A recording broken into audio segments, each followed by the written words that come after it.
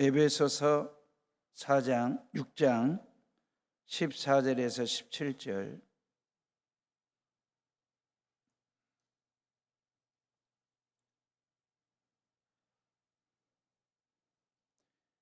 찾았으면 저랑 같이 14절부터 읽습니다. 그런즉 서서 진리로 너희 허리띠를 띠고 의의 호심경을 붙이고 평안의 복음이 준비한 것으로 신을 신고 모든 것 위에 믿음의 방패를 가지고 이로써 능히 악한 자의 모든 보라사를 소멸하고 구원의 투구와 성령의 검 곧 하나님의 말씀을 가지라. 아멘. 예수 그리스도를 믿는 순간 하나님의 군대에 입대했다라고 해도 또 예수 그리스도를 믿고 구원받는 순간 하나님의 군사가 되는, 그러면서 예수님이 내 안에 들어오시고 내가 예수 안에 들어가는 순간 내가 인식하든 인식하지 못하든 하나님 나라 군대로 내가 인정하든 인정하지 않든 그 말입니다. 예수 믿고 구원받는 순간에 우리는 하나님 나라 사람이 됩니다. 하나님의 군대에 입대한 하나님의 군사처럼 이 땅에서, 그러면서 이 땅이 전쟁터와 같은 영적 전쟁 말입니다. 예수님 믿기 전에는 내 마음대로 내 뜻대로 내 생각대로 내 의지대로 내 경험대로 살아도 아무 문제가 없었어요. 갈 때 가고 먹을 것 먹고 마실 것 마시고, 그리고 이제 무당점쟁이 찾아다녀도 아무런 영적인 충돌이 없었어요. 다툼이 없었어요. 부딪힘이 없었어요. 근데 내가 예수 안에 들어갔지 않습니까? 예수님의 영이 내 안에 와 계시지 않습니까? 그러면 이게 영적인 부딪힘이 생겨요. 영적인 충돌이 생겨요. 그러면서 영 분별을 통해서 내 안에 심오한 고민과 갈등이 생기는 거예요. 이게 건강한 신앙이에요. 이때부터는 내 마음대로 내 뜻대로 내 생각대로 내 경험대로 사는 게 아니고 하나님의 뜻대로 하나님의 말씀에 의지하여 살기 위한 영적 몸부림을 쳐요. 이걸 영적 전쟁이라고 이야기를 합니다. 이 영적 전쟁은 천국 갈 때까지 이건 쉼이 없어요. 이건 휴전이 없어요. 중도에 전역하는 게 없어요. 하나님 나라 천국 갈 때까지 계속해서 영적인 전쟁을 싸워야 돼요. 치루어야 돼요. 그런데 반드시 이겨요. 왜 영적 전쟁은 반드시 이기냐면 내가 싸우는 게 아니에요. 예수님의 나를 대신해서 싸우는 싸움이에요. 그래서 영적 전쟁의 결과는 뻔해요. 정해져 있어요. 반드시 이기도록 되어 있어요. 왜냐하면 예수 그리스도께서 2000년 전에 십자가 죽음과 부활을 통해서 사탄 마귀를 완벽하게 제압을 했어요. 영적 전쟁에서 완승을 거두셨어요. 그 예수를 믿는 저와 여러분들이 그 예수님을 대장으로 모시고 살면 어떠한 영적 전쟁에서도 우리는 전부 다 이길 수 있다라고 하는 거죠. 우리는 우리의 배후에 있는 사탄, 마귀, 악한 영들이 우리의 삶을 거짓되게 합니다. 우리로 하여금 타락하게 하는 배후의 세력이 있습니다. 그 사탄 마귀는 쉼없이 우리를 공격하거든요. 예수님을 대장으로 모시면 그분의 명예 살고 그분의 명예 죽고 하는 게 신앙생활 아니지 않겠습니까? 대한민국 군 편제에 따르면 해오름교회는 중대를 넘어 대대급입니다. 연대급은 아니고, 연대는 1000명 이상의 부대원이 있을 때 연대거든요. 대대는 최소 300에서 최대 1000명까지를 대대라고 이야기합니다.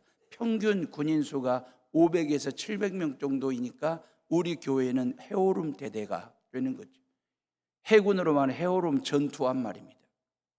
우리는 해오름 대대에서 하나님의 군대, 하나님의 군사로 살아가는 사람들, 이 땅에서 영적 전쟁을 치루어야 할 영적 전사들 말입니다.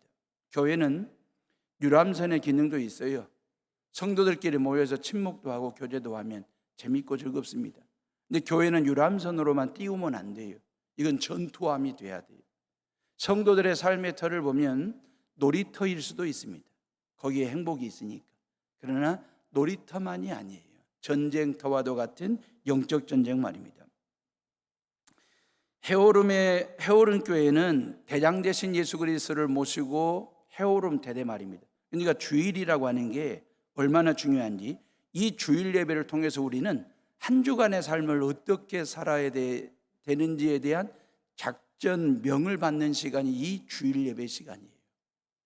이 주일 예배를 빼먹으면 대장 되신 예수님의 작전명이 없이 한 주간의 삶을 사는 거나 다를 바가 없는 존재가 되는 거예요. 물론 하나님의 음성은, 예수님의 작전명은 찬송 부르는 중에도 들릴 수 있고, 기도하다가도 들을 수도 있고, 헌금 드리다가도 들릴 수 있고, 하나님의 말씀 설교 듣다가도 하나님의 음성을 들을 수 있습니다. 한 주간의 삶을 어떻게 사는 것이 하나님의 뜻인지 영적 분별할 수 있는 것 말입니다. 그래서 11절에 하나님의 전신갑주를 입으라고 그랬잖아요.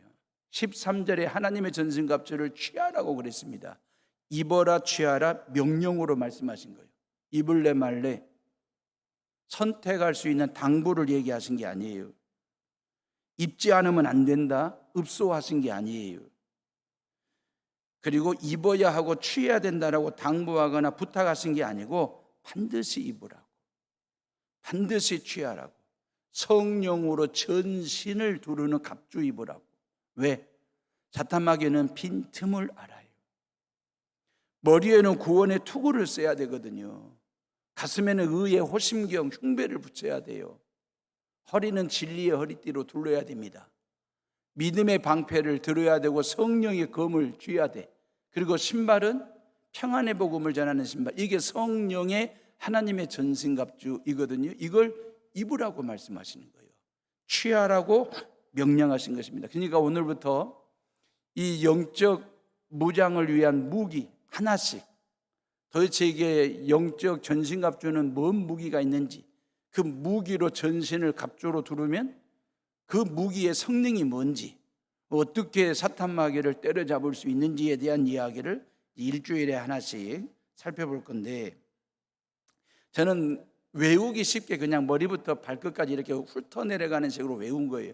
근데 사도 바울은 오늘 본문에 있는 말씀 보면 로마 군병들이 군복을 입고 개인 장비로 무장하는 것을 연상을 하면서 지금 본문을 얘기한 거예요. 실은 우리 대한민국 군인들도 이런 식으로 무장하지 않겠어요? 군복을 입었습니다.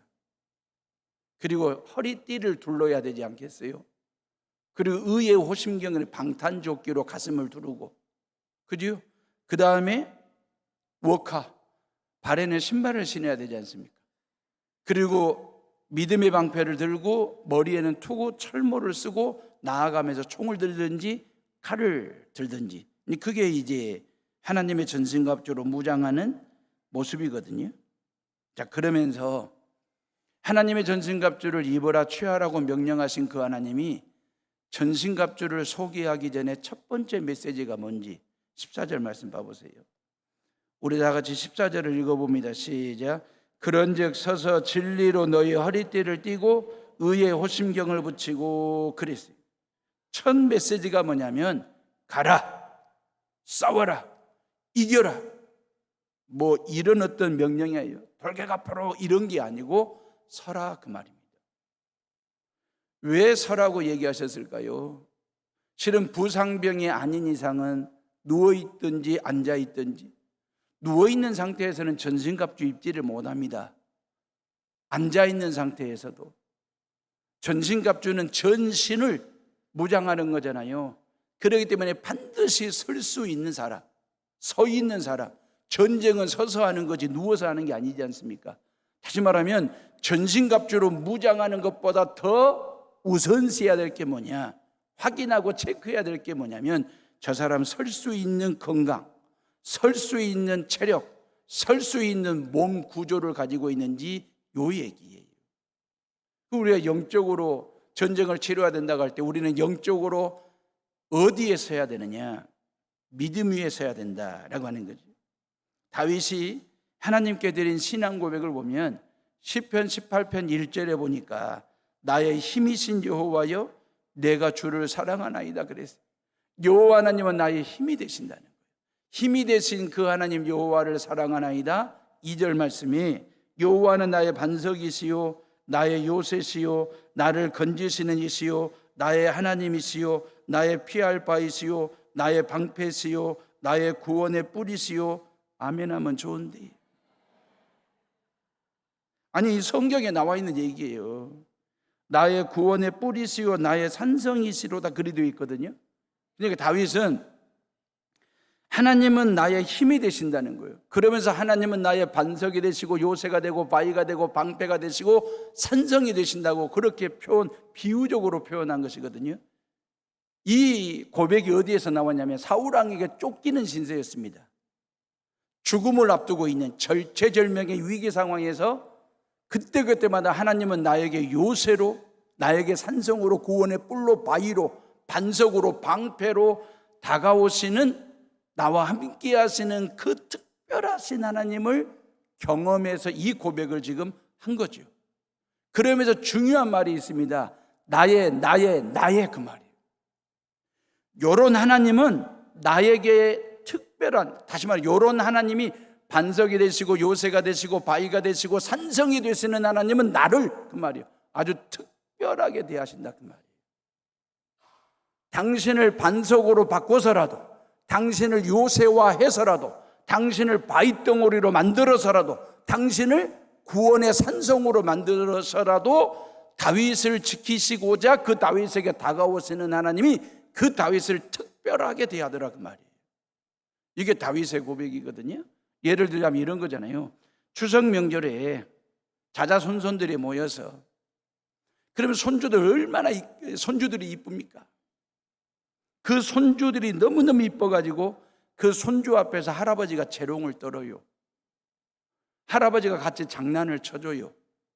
그리고 그 할아버지가 등을 들이대 손주한테 타라고, 말타기 하자고 그렇게 놀아주는 거예요.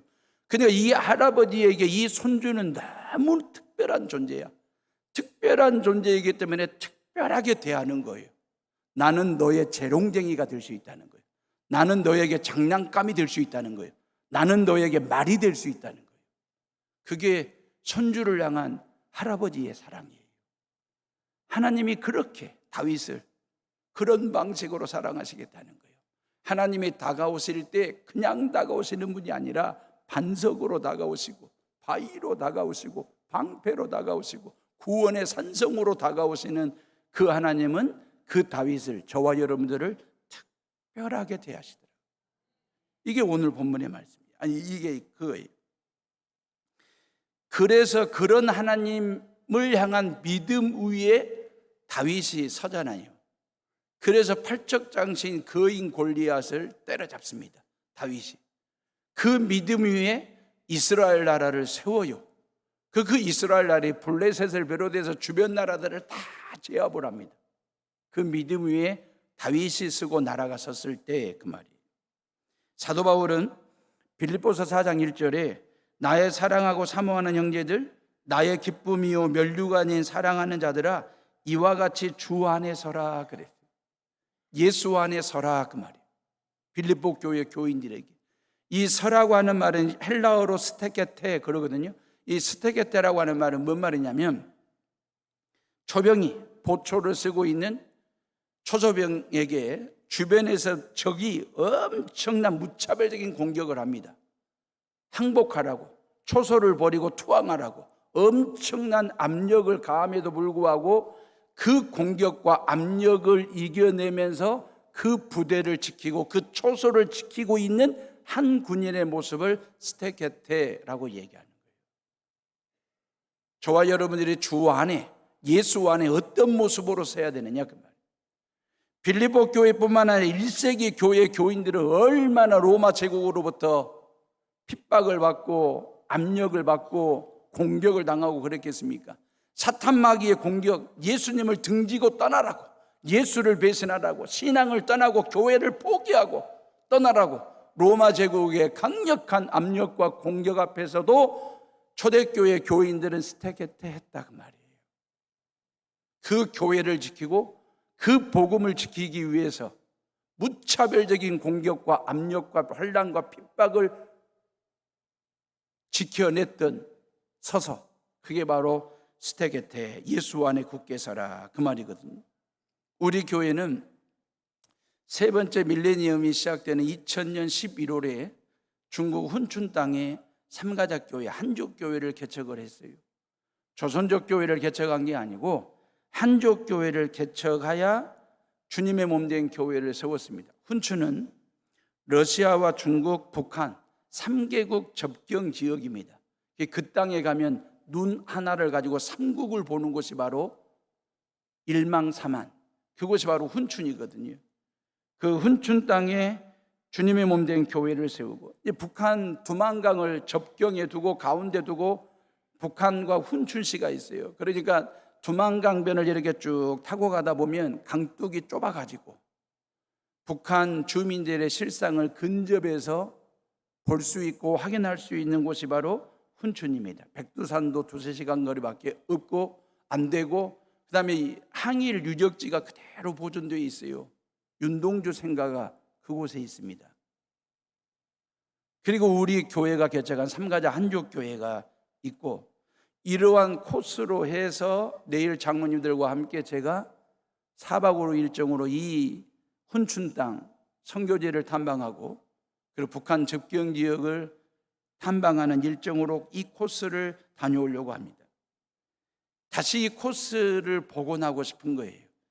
그래서 여러분들도 가서 백두산도 올라가 보고 항일 유적지를 둘러보고 북한 접경 지역을 통해서 북한 주민들의 실상도 보고 우리 중고등부 학생들 청년들도 다시 보내고 통일한국과 선교한국을 꿈꾸는 그런 복원할 수 있는 여지를 확인하러 그 말입니다. 왜냐하면 훈춘은 북한 선교의 요충지였습니다. 그래서 여수의 몇몇 교회들이 조선족 교회를 개척하고 조선족 교회들 목회자들을 여수 땅에 초청도 했고 저희들이 초대받아 경년제로 가지고 그쪽 목회자들 저희들이 신학 교육도 하고 그랬던 적이 있습니다.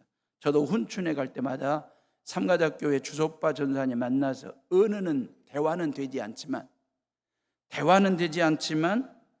그래도 만나면 예수 안에서 만난 사람이기에, 우리 올로 목사님 때부터 연을 맺었던 주소파 전도사이기에 묘한 감정들이 겹겹이 쌓이고 차곡차곡 쌓아왔어요. 지난 25년 동안.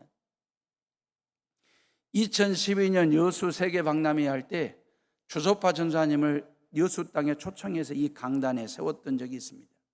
그리고 그의 아들 주자청, 그 주자청이 5월 4월에 목사 안수를 받았거든요. 세상에 한족인데 대를 이어서 목회자가 됐어요. 그 주자청이 목사 안수를 받았기에 2016년도 우리 교회 창립 50주년 희년 때 그 아들 전도사를 초청하여 이 강단에 세운 적이 있습니다. 영적으로 맺어진 연이 끊기지 않고 언어가 다르고 대화가 안 됨에도 불구하고 예수 안에서의 그 하나됨 끈끈함을 통해서 교회는 해년마다 300만 원씩 선교원금을 보내고 있고, 그 주소파 전도사님이 작년에 사모님을 잃었어요. 이신매 사모님을 사별하게 됐죠. 그 이신매 사모님이 좀만 더 살았더라면 아들 주자청에 목사 되는 걸 보고 천국 가셨을 건데 아쉬움이 있죠. 그래서 사별에 대해서 위로차, 그리고 아들 목사 안수 지금 용원교회 담임 목회하고 있거든요. 그 아들 목사 안수 축하 겸 항일 유적지 북한 접경 지역 두루두루 살피면서 겸사겸사해서 장로님 3분 모시고 내일 가게 됩니다. 조선족 교회가 지금 어떻게 세워져 가고 있는지, 한족 삼가작 교회가 어떻게 중국 땅에 주님의 몸된 교회로 반듯하게 서 있는지 확인차 점검차 가는 겁니다. 기도해 주시기를 바라고, 사도 바울은 빌립보 교회가 예수 안에 견고하게 든든하게 서기를 원했죠. 점치는 여종에게서 귀신을 몰아냈어요. 가지고 그 주인으로부터 고소고발 당해가지고 사도 바울이 얼마나 심한 매질을 당했는지 빌립보 감옥에서 말입니다. 그런 어떤 우여곡절 끝에 세워진 교회가 빌립보 교회이거든요. 그래서 그 빌립보 교인들을 부를 때에 나의 사랑하고 사모하는 나의 기쁨이요 면류가 아닌 사랑하는 자들아 그랬어요. 가족을 부르는 것보다 더 애틋함과 애정이 담긴 부름이에요. 요 바울의 부름이. 그러면서 교인들에게 주 안에 서라, 예수 안에 서라고 권면하는 이유는 뭘까요? 실은 교인들 중에 예수 안에 서지 못하고 넘어진 자들도 더러 있더라, 이걸 반증하는 거거든요. 왜냐하면 2절 말씀이 이래 돼 있어요. 내가 유오디아를 권하고 순두개를 권하노니 주 안에서 같은 마음을 품어라. 그러니까 유오디아와 순두개가 같은 마음을 품지를 못해서 주 안에 서지 못하고 넘어진 케이스, 그 말이거든요. 그럼 유오디아와 순두개가 누군데요? 사도 바울이 빌립보 교회를 개척할 당시 개척 멤버였습니다. 두 여자 성도였습니다. 기둥 같은 여자 성도였습니다. 이 두 여자 성도에 대해서 사도 바울은 뭐라고 말하냐면 복음에 나와 함께한 저 여자들 그랬어요. 복음 전하는 일에, 주님의 몸된 교회를 개척하는 일에 결정적인 역할, 정말 헌신적으로 수고하고 했었던 유오디아와 순두개가 같은 마음을 품지 못하고 지금 마음이 쪼개져 있다, 그 말이에요.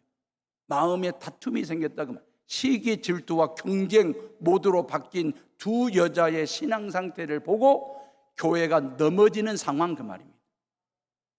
그래서 같은 마음을 품고 같은 말과 같은 행동과 같은 뜻을 품어 예수 안에 교회를 반듯하게 세우는 사람들이 되라고 유오디아와 순두개의 이름을 실명을 거론하면서 같은 마음을 품으라고 사도 바울이 지금 권면하고 있는 것이거든요. 우리의 마음이 쪼개지거나 우리의 생각과 우리의 말과 행동이 같은 것이 아니라 쪼개지고 달라지고 시기와 질투와 경쟁 모드로 달라지게 되면 결국 주님의 몸된 교회를 찢고 주님의 몸된 교회를 쪼개는 죄가 되기 때문에. 왜 하나님께서 이 말씀을 하셨을까요?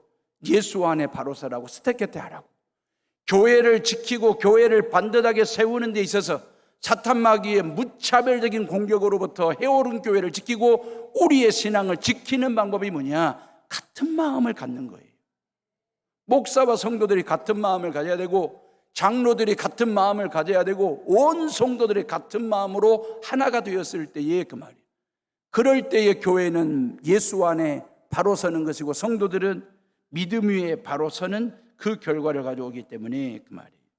추석 명절에 온 식구들이 모이면 같은 마음으로 같은 말과 같은 행동과 같은 뜻을, 사랑을 품으면 그 추석 명절이 기다려지는 날, 기쁘고 즐거운 날 되지 않겠습니까? 독일의 신학자 루돌프 오토라고 하는 사람이 1917년도에 신학계가 인정하는 책 한 권을 썼어요. 그 책 제목이 뭐냐면 거룩입니다.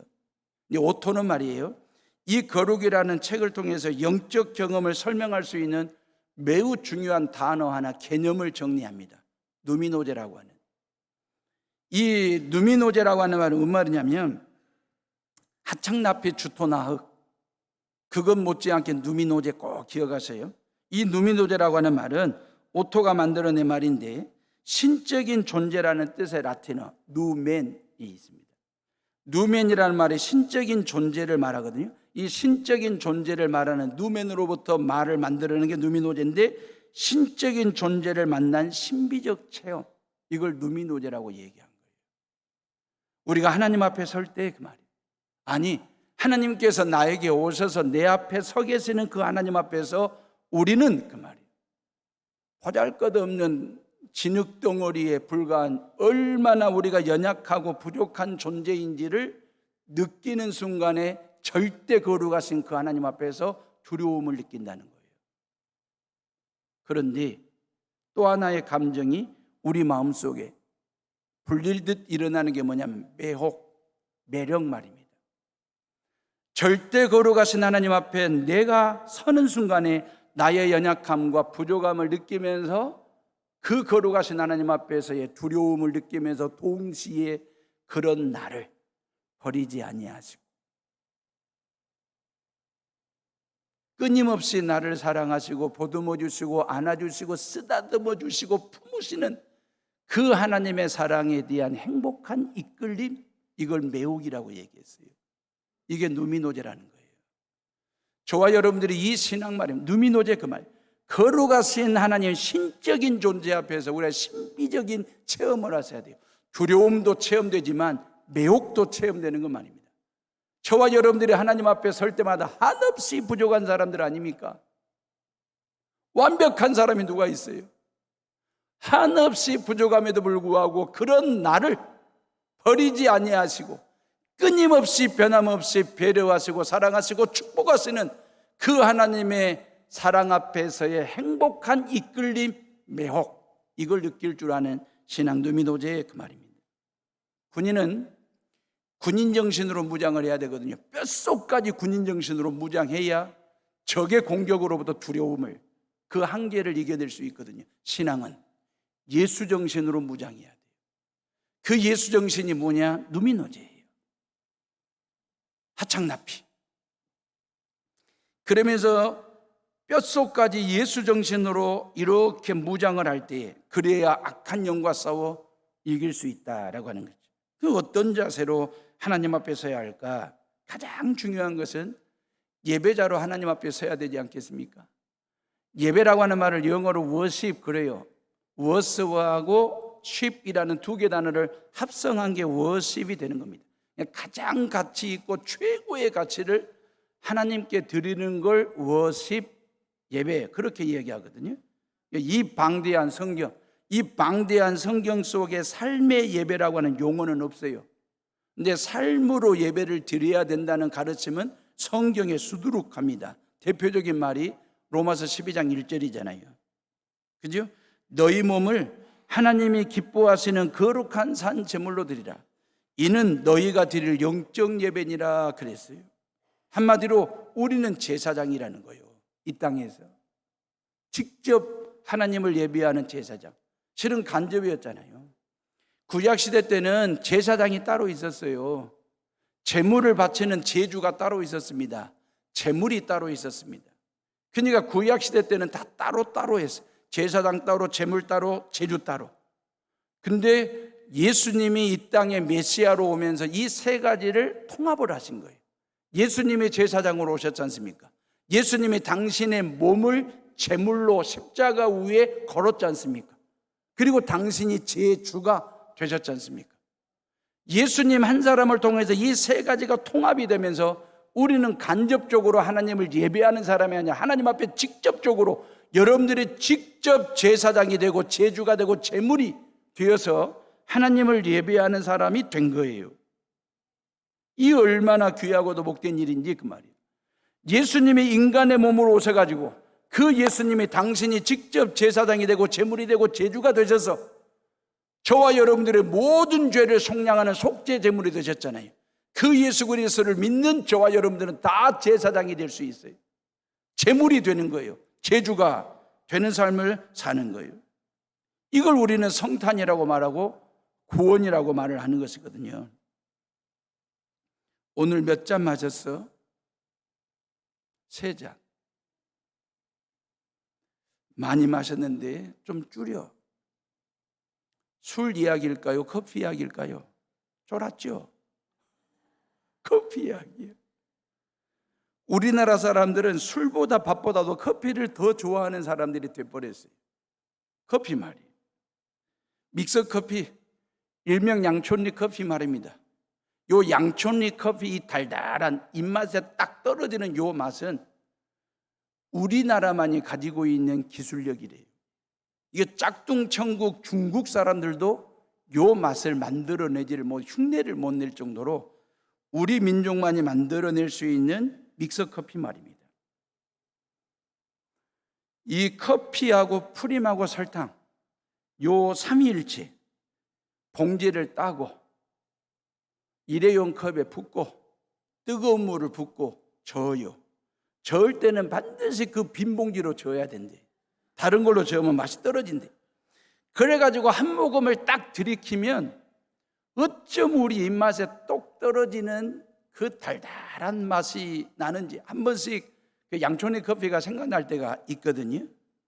실은 이 커피와 프림과 설탕이 잘 믹서가 조합이 되기 때문에 그렇게 국민 커피로 거듭난 세계적인 맛있는 커피로 거듭난 믹서 커피가 된 거지 않습니까? 우리가 예수 안에서 저와 여러분들이 제사장으로 제물로 제주로 이 삼위일체 잘 믹서가 되면 우리에게서 구원의 맛이 납니다. 예수 맛이 나요. 이 세상 사람들이 볼 때 야, 저 친구 저 사람 만나보면 같이 겪어보면 참 묘한 맛이 난다는 거예요. 그 묘한 맛이 뭔 맛이겠습니까? 제사장과 제주와 제물을 3종을 믹스해 놓은 적절하게 조화와 균형을 이루는 그 얘기 말입니다. 그러면서 사도 바울은 로마서 11장 1절에 제물에 포인트를 두고 진정한 예배가 뭔지, 영적 예배가 뭔지를 설명을 하고 있는 거잖아요. 너희 몸을 하나님이 기뻐하시는 거룩한 산 제물로 드리는 것, 그렇게 하나님 앞에 서는 것이 영적 예배이고 영적 무장이고 영적 전쟁에서 이기는 전술이고 전략이래요. 너의 맑은 영혼을 하나님이 기뻐하시는 제물로, 그게 아니었어요. 너의 순결한 정신을 바쳐라, 아니에요. 너의 경건한 삶을 드려 하나님을 기쁘시게 하는 영적 예배를 드리라고 하신 게 아니고 너의 몸을 드리라고 그랬어요. 너의 몸을. 너의 몸을 드리라는 말은 너의 삶을 드리라는 거예요. 봐보세요. 예수님의 일생은 몸으로 사신 일생입니다. 몸으로 이 땅에 오셨어요. 성탄하셨어요. 몸으로 살다가 몸으로 십자가에 죽으시고 몸으로 3일 만에 다시 부활하신 분이세요. 그런데 이보다 더 놀랍고 신비로운 것은 우리에게 당신의 몸을 주시겠대. 그게 예수님의 사랑이에요. 당신의 영을 주시고 당신의 마음을 주시겠다는 게 아니고 당신의 몸을 우리에게 주시겠다. 그래서 십자가에 당신의 몸을 매다시고 살을 찢으시고 피를 다 쏟으신 거잖아요. 성경은 예수님께서 죄인들을 위해 당신의 몸을 버렸다라고 말을 해요. 갈라디아서 2장 20절 하반절에 보면 이제 내가 사는 것은 나를 위하여 자기 자신을 버리신 하나님의 아들을 믿는 믿음 안에서 사는 것이라. 로마서 8장 32절 자기 아들을 아끼지 아니하시고 우리 모든 사람을 위하여 내주신 이가 어찌 그 아들과 함께 모든 것을 우리에게 주시지 아니하겠느냐 그래서 예수님은 당신의 몸을 우리에게 줬다는 거예요. 억지로? 아니요. 아낌없이 줬어요. 빼앗기듯이? 아니요. 자원해서 스스로 주신 거예요. 그렇다면 우리도 이 땅에서 예수님처럼 몸으로 사는 존재가 되어야 하지 않겠습니까? 예수님께서 우리에게 몸을 주신 것처럼 우리도 이 땅에서 예수님께 몸을 드린다라고 하는 말은 삶을 드려 하나님을 예배하는 삶 말입니다. 우리가 보통 예배 드립시다. 그러면 예배 드리자라고 하면 마음으로 드립시다. 영으로 드리십시다. 신령과 진정으로 뭐 그렇게 얘기들 하잖아요. 근데 사도 바울이 말하는 영적 예배는 뭐냐? 몸으로 드리는 예배래요. 삶으로 드리는 예배. 요 얘기는 결국 뭔 얘기입니까? 공공의 영성을 가져야 된다. 공적 예배자가 돼야 된다. 그 얘기거든요. 예수님 믿는 것처럼 이웃도 그렇게 믿어주라는 거예요. 십자가 사랑을 받았으면 그 십자가 사랑을 이웃에게 나누어주는 공공성 있는 신앙 말입니다. 그러니까 개인 신앙을 뛰어넘는 공적 신앙인으로 그 말이에요. 여기서 예배를 드렸잖아요. 주일날. 주일 예배를 드렸으면 주중의 삶을 여러분들의 삶의 현장에 공적 예배자로 사는 것 말입니다. 공공의 신앙인으로 살아가는 것. 이게 대단히 중요하다라고 하는 거죠. 그러니까 교회에서 주일날 그 목사님을 봤어요. 근데 그 목사님을 시내에서 또 봤어요. 시내에서 또 본 그 목사는 교회에서 본 그 목사와 같은 목사여야 돼. 교회에서 뵀을 때 인자하게 보였고 너그럽게 보였고 거룩하게 보였는데 시내 어느 한 곳에서 우연히 만난 그 목사님에게 인자함도 없고 거룩함도 없고 너그러움이 없다면 교회에서 본 그 목사는 그 목사가 아닐 수 있다 그 말이에요. 공공의 목회자 그 말이에요. 교회 안에서나 교회 밖에서나 동일한 다르지 않은 공공성을 가지고 있는 목사, 목회 말이에요. 주일날 해오른 교회에서 장로님을 뵀습니다. 존경스러운 신앙의 롤 모델로 삼고 싶은 본이 되는 장로님을 뵀습니다.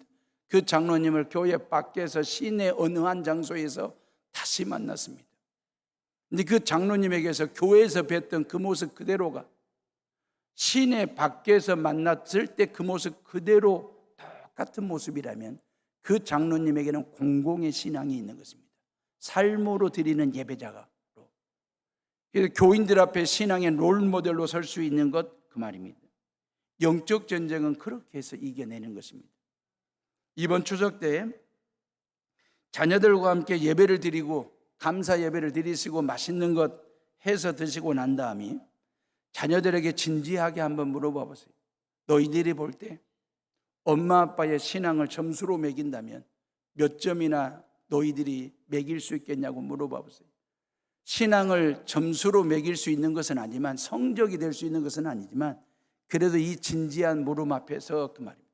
그러면서 자녀들 앞에서 신앙이 몇 점이나 될 거인지에 대한 평가를 받는 부모 입장도 그렇고, 그런 부모님을 지켜보는 자녀들로 하여 온 식구들이 우리가 하나님 앞에서 개인 신앙을 넘어 공공의 신앙을 가지고 있는지 서로 식구들 간에, 가족들 간에 확인하고 점검하는 시간으로 삼기 위해서 한번 물어보시라 그 말이에요. 한국교회가 실은 목회자들이 개인 신앙을 잘 가르쳤죠. 신앙생활 잘하는 교인 만들기에 올인을 했습니다. 주일 성수 잘하고 주일 예배 잘 드리고 말씀에 순종하고 봉사도 잘하고 헌신도 하고 전도도 열심히 하고 신앙생활 잘하는 교인을 만들었는데, 코로나를 거쳐보니 신앙생활보다 더 중요한 것이 생활신앙이더라 그 말이에요. 생활신앙. 교회 안에서는 신앙생활을 잘했어. 근데 세상으로 나아가서는 생활신앙인이 돼야 되거든요. 어찌 보면 세상은 전쟁터와도 같은 영적 전쟁을 치루어야만 하는 세상 속에서 우리의 신앙의 공공성을 확보했을 때, 인정받았을 때 그 말입니다. 하나님은 성전에만 계시는 분이 아니지 않습니까? 성전 밖에도 계시는 분이시기 때문에 우리의 삶의 터를 생활 예배 장소로 그렇게 살아내는 것. 빌립보서 1장 27절에 오직 너희는 그리스도 복음에 합당하게 생활하라. 그리스도 복음에 합당하게 생활하라 할 때 이 생활하라고 하는 말은 헬라어로 폴리테오마이라는 단어를 썼거든요. 폴리테오마이라고 하는 말은 시민답게 살아라 그 말입니다. 우리는 이중의 시민권자지 않습니까? 우리는 하나님 나라 시민권자가 있고, 그리고 여수 시민의 시민권을 가지고 있는 사람. 이게 하나님 나라 시민으로도 살고 여수 시민으로 사는데, 저와 여러분들이 이 땅에서 여수 땅에서 그 말입니다. 진정한 공공의 신학과 신앙을 가지고 공적 예배자로 시민답게 폴리테오마이 하는 신앙생활을 하셔야 된다라고 하는 거죠. 이야기 하나 하고 마치겠습니다. 우리 교회는 주일날 오전에 예배를 3번 드려요. 11시 예배가 아니라 9시 예배도 있고 6시 반 예배도 있습니다. 그러다 보니까 우리 교인들 중에는 더러 한 번씩 종종 대예배라는 말을 쓸 때가 있습니다. 아마 우리도 11시 예배만 드리면 대예배라는 말이 저도 쓰고 여러분들도 다 쓸 거예요. 왜냐하면 그게 익숙해져 있거든. 하나의 전통처럼 말입니다. 무의식 중에. 근데 대예배라고 하는 말이 큰 예배라는 뜻일까요? 다시 말하면 예배의 사이즈를 크다 작다로 구분 지을 수 있겠냐 그 말이에요. 그런 차원이 아니라면 틀린 말은 아니에요. 대예배라는 말. 왜냐하면 우리의 모든 삶의 신앙의 포커스가 주일 오전 11시 예배에 맞춰져 있으니까.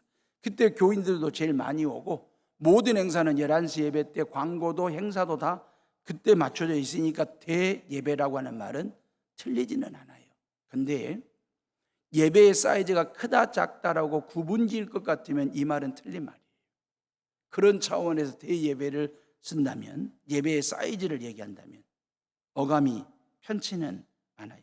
근데 대예배의 진정한 의미, 왜 우리의 믿음의 선배들은 대예배라는 말을 썼을까? 그 의미를 알려드릴게요. 한국교회는 주일날 오전 11시 예배를 왜 대예배라고 불렀냐? 과거 우리나라가, 지금도 우리는 농경사회이기도 하지만 농경사회에서의 오전 11시부터 오후 2시는 아주 중요한 시간이래요.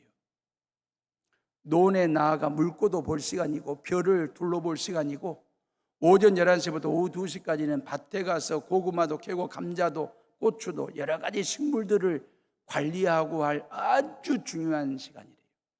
모든 식물들에게 오전 11시부터 오후 2시 일조량도 좋고, 그리고 주인이 논두렁을 타기 시작하잖아요. 논두렁을 타면 논두렁을 타는 주인의 발자국 소리를 듣고 벼들이 춤을 춘다는 시간이 오전 11시부터 오후 2시예요.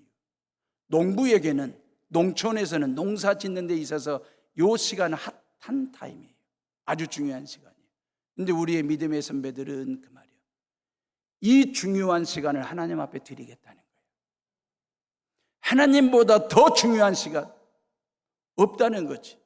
실질적으로 만약에 우리의 믿음의 선배들이 주일날 오전, 주일, 다시 말하면 11시 이 중요한 시간을 농사 짓는 데 쓰겠다, 밭에 가서 일하는 데 쓰겠다라고 생각했으면 주일 오전 예배를 9시로 잡아도 10시에 드려도 아무 신학적으로 문제가 안 됩니다.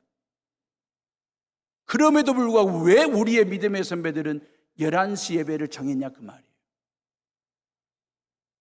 이 11시 예배, 가장 중요한 시간을 하나님 앞에 예배하는 시간으로, 논에 있는 벼보다도, 밭에 있는 고구마 감자보다도 하나님을 예배하는 시간이 가장 중요하다고 생각하기 때문에 그 예배를 대예배라고 얘기한 거예요.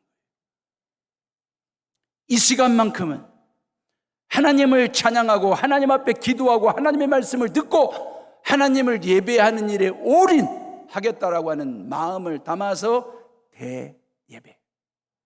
그게 대예배예요. 예수 그리스도는 저와 여러분들에게 예수이십니다. 우리를 얼마나 사랑하셔서 하나님은 당신 아들을 죽여서라도 우리를 죄 가운데 살리시고자 하시는 아들 예수와 우리를 바꾸신 그 하나님의 사랑 앞에서 우리가 하나님 앞에 예배를 드릴 때 쪼잔하게 드리면 되겠냐 그 말이에요. 대예배로. 이 시간만큼은 어떤 시간과도 어떤 것과도 바꿀 수 없는 가장 귀하고도 복된 시간으로 알고 예배를 드려도 대예배로 드려서 예수가 되시는 예수님이 내 마음의 중심에 딱 들어와 앉으실 수 있도록, 그리고 그 예수님 모시고 세상으로 나아가 모든 영적 전쟁에서 승리하고 또 승리하는 구원의 맛, 복음의 맛, 예수만 내는 저와 여러분들 되시기를 주님의 이름으로 축원합니다. 기도하겠습니다.